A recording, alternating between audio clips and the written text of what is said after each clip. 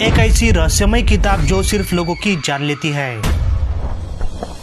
तो कहानी शुरू होती है साल 1992 में, जहाँ क्रिस नाम का एक लड़का नॉर्वे के एक हाई स्कूल में पढ़ाई करता था। उसे साइंस और रहस्यमय चीजों में बहुत ही ज्यादा दिलचस्पी थी। एक दिन उसे स्कूल के लाइब्रेरियन से एक 150 साल पुरानी रहस्यमय किताब के बारे में पता चलता है, लेकिन वो किताब स्कूल के प्रोफेसर जैक रॉबर्ट के कैबिन में रखी होती है। जबकि क्रिस पहले से ही रहस्यमय चीजों का शौकीन था, तो वो उस किताब को किसी भी हालत में पाना चाहता था। इसलिए वो उसी रात चोरी छुपे प्रोफेसर रॉबर्ट के कैबिन में गया और उस किताब को वहाँ से चुरा लिया। घर आते ही उसने वो किताब देखी जिसका नाम था द डेथ बुक। और जब उसने वो किताब खोली तो उसके पहले ही पन्ने में कुछ नियम लिखे थे। उसमें लिखा था कि ये किताब सिर्फ उन्हीं के लिए है जो किसी की मौत का बोझ उठा सकते हैं, और जिसका भी नाम इस किताब में लिखा जाएगा उसकी तुरंत ही मौत हो जाएगी। लेकिन हर मौत के बाद लिखने वाले का जीवन भी थोड़ा थोड़ा कम होता जाएगा। ये पढ़कर क्रिस बहुत हंसने लगा और मन ही मन कहने लगा कि ऐसा थोड़ी ना होता है। लेकिन फिर भी उसने मजाक मजाक में अपने पड़ोसी अंकल का नाम लिख दिया और किताब को साइड में रखकर आराम से सो गया। अगली सुबह वो जल्दी उठकर स्कूल जाने के लिए तैयार हुआ